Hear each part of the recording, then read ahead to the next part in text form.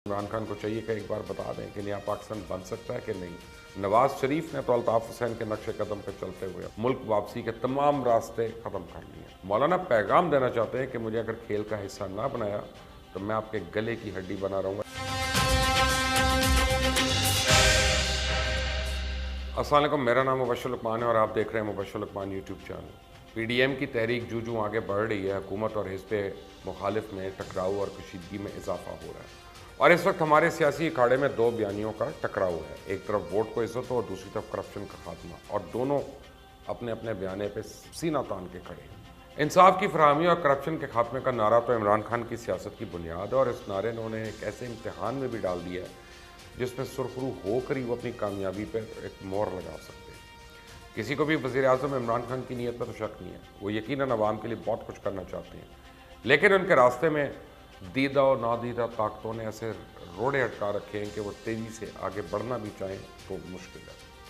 अब तो वो खुद भी तस्लीम करते हैं कि हुकूमत में आने से पहले उन्हें इल्म नहीं था कि माफिया किस अंदाज में काम करते हैं। अब उन्हें कदम कदम पर उन माफिया से लड़ना पड़ रहा है। जब मुल्क का वज़ीर आज़म ऐसी बातें करे तो इसमें शक क्या रह जाता है कि पाकिस्तान में हुकूमत के ऊपर भी एक ऐसी हुकूमत है या उसके नीचे भी हुकूमत है जो हुकूमत को चलने नहीं देती। और साथ ही इमरान खान को चाहिए कि एक बार बता दें कि नया पाकिस्तान बन सकता है कि नहीं, क्योंकि गुज़िश्ता 2 बरसों में और 2 महीनों से तो वो यही बावर करा रहे हैं कि नया पाकिस्तान कोई स्विच बोर्ड नहीं है कि उसे ऑन करें और पाकिस्तान बन जाए। बहरहाल इमरान खान को इसलिए भी संजीदा होना चाहिए कि अब अपोजिशन ने सड़कों के बाद ऐवानों को भी गर्म करना शुरू कर दिया और कौमी असम्बली में एक उधम मच गया। हुकूमत और अपोजिशन एक दूसरे को गद्दार और भारत का एजेंट करार देने की दौड़ में एक दूसरे से आगे निकलने के लिए कोशा हैं, और जहाँ से दोनों ऐवानों की पार्लिमानी अमन भी तबाह हो रहा है वहाँ हर सेशन हंगामा आराई और एहतजाज की नज़र हो रहा है। अपोजिशन के जारियाना तर्ज अमल के सबब स्पीकर असद कैसर भी पार्लिमान अब कम ही आ रहे हैं। मुस्लिम लीग नून स्पीकर से इस हद तक नालायक कि शाहिद खाकान अब्बासी ने पार्लिमानी पार्टी के इजलास में स्पीकर के खिलाफ अदम एतमाद की तहरीक पेश करने की तजवीज़ तक पेश कर दी।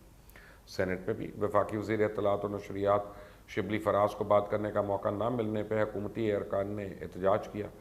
कायदे अवान शहजाद वसीम की तकरीर के दौरान अपोजिशन ने शदीद शोर शराबा भी किया। अब इमरान खान को इसलिए भी संजीदा होना चाहिए कि मौलाना फजल रहमान पेशावर के जलसे को मार्का को करार दे रहे हैं और मरियम नवाज मीनार पाकिस्तान ग्राउंड में 1.5 लाख का मजमा इकट्ठा करने के लिए वर्कर्स कन्वेंशन से खिताब शुरू करने वाली हैं।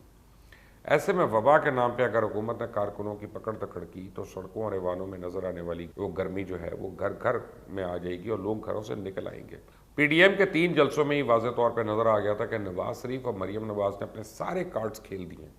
नवाज शरीफ इस बात को यकीन कर लेने के बाद कि अब इनका सियासत में कोई किरदार बाकी नहीं रहा, सिर्फ बदला लेकर अपना गुस्सा ठंडा करने की कोशिश कर रहे हैं, और मरियम नवाज बढ़ चढ़ कर अपने वालिद का साथ देकर अपने सियासी मुस्तकबिल को दाव पे लगा रही है, क्योंकि इन दोनों बाप बेटी से बढ़कर कोई नहीं जानता कि पाकिस्तान में इक़्तिदार के हसूल का फॉर्मूला है क्या। उन्हें मालूम है कि ताकतवर हलकों में अगर वो काबिल कबूल ना भी रहे तो इक़्तिदार में आने का इम्कान सिफर है। नवाज शरीफ ने तो अल्ताफ हुसैन के नक्शे कदम पर चलते हुए अपनी सियासत और मुल्क वापसी के तमाम रास्ते ख़त्म कर लिए। मरियम इस रास्ते पर क्यों चल रही हैं, अकल से बाहर है बात। मौलाना फजल रहमान का एतमाद इनके कारकुनों की बिना पे, वो समझते हैं कि इनके चंद हज़ार तलबा उनकी ताकत है, उनके बल बोते पे वो रियासत को ललकार सकते हैं, ब्लैकमेल कर सकते हैं, मर्जी के नताइज हासिल कर सकते हैं। मौलाना पैगाम देना चाहते हैं कि मुझे अगर खेल का हिस्सा ना बनाया तो मैं आपके गले की हड्डी बना रहूँगा, लेकिन उनको ये बताना पड़ेगा कि अगर अगले इंतखाबात में भी उन्हें पार्लियामेंट में नशस्त ना मिली तो सड़कों पर रहने से उन्हें क्या मिलेगा। शहबाज शरीफ की हिकमत अमली अलबत्ता बेहतर है।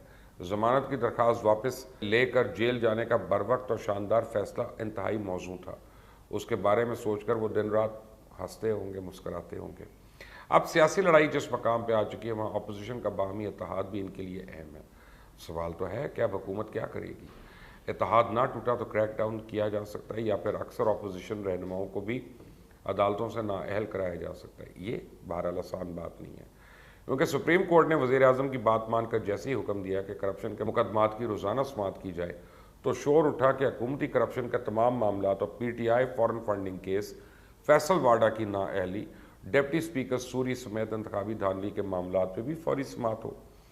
पापा जोन्स पिज़्ज़ा की बात भी उठाई जा रही है और इस कशीदा माहौल में जस्टिस काजी फाइज ईसा केस का तफसीली फ़ैसला इंतहाई अहम है।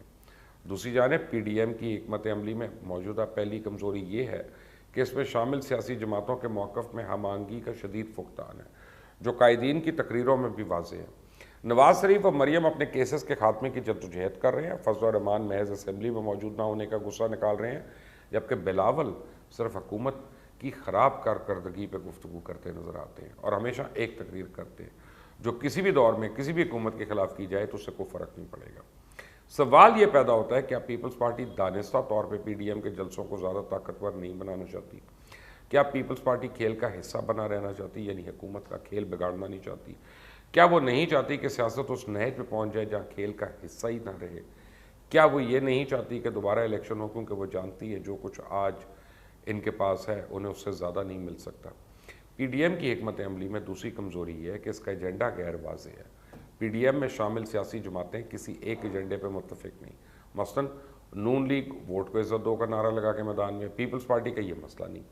ये समझना मुश्किल है कि पीपल्स पार्टी इस इत्तेहाद में है क्यों। हालांकि पीपल्स पार्टी के साथ तो पंजाब में धांधली हुई है और ना किसी सूबे में इनका मैंडेट चोरी हुआ है। वो इमरान खान को घर भी नहीं भेजना चाहते, वो दोबारा इलेक्शन भी नहीं चाहते। फिर वो चाहते क्या हैं? इनका एजेंडा क्लियर है कि मौजूदा हालात में वो सिर्फ अपोजिशन देखना चाहते हैं, ताकि जब अपोजिशन की बाकी जमातें एहतजाज कर रही हों तो पीपल्स पार्टी गैर फ़ाल ना हो। मौलाना फजल रहमान अलबत्ता किसी भी तरह नए सेटअप की तलाश में हैं जिसमें इनकी गुंजाइश निकलने का अब इम्कान मौजूद रहे, चाहे वो कोई सेटअप हो, उससे ज़्यादा कुछ नहीं चाहते। मगर इन सब के बावजूद हुकूमत को ये सोचना पड़ेगा कि महंगाई ने अवाम का जीना दो भर कर दिया है। हर शय की कीमत आसमान को लगी हुई है। कोई कहता है हुकूमत में बैठे आटा चीनी माफिया ने अवाम को 4 अरब रुपए का टीका लगाया है। कोई बताता है कि पूरे रीजन में पाकिस्तान के अलावा किसी भी मुल्क में महंगाई इस कदर नहीं हुई जिस कदर यहाँ हो गई। ऐसे में हुकूमत महंगाई पर काबू ना पाने की जिम्मेदारी ब्यूरोक्रेसी पर मुंतकिल करके बरी ज़बानी हो सकती है। हुकूमत के लिए जोश नहीं, होश से काम लेना वाकई अहम तरीन ज़रूरत है। अपोजिशन और हुकूमत के अलावा तीसरी ताकत के लिए भी मसाइल कम नहीं, क्योंकि हमेशा इक़्तिदार की बंदर बांट करने वालों के लिए ख़तरे की घंटी ये है कि इस्टेब्लिशमेंट की छतरी के नीचे मुल्क के सबसे बड़े सूबे पंजाब में सियासत करने वाली मुस्लिम लीग नून का बयाना ही बदल गया। और अब मुझे लगता है कि आने वाले दिनों में मुस्लिम लीग नून जो है उसके लिए बहुत ही मुश्किलात हैं। क्या आप मुझसे एग्री करते या नहीं? बहरहाल इस चैनल को सब्सक्राइब करिएगा, बेल आइकॉन प्रेस करें। अल्लाह हाफ़िज़।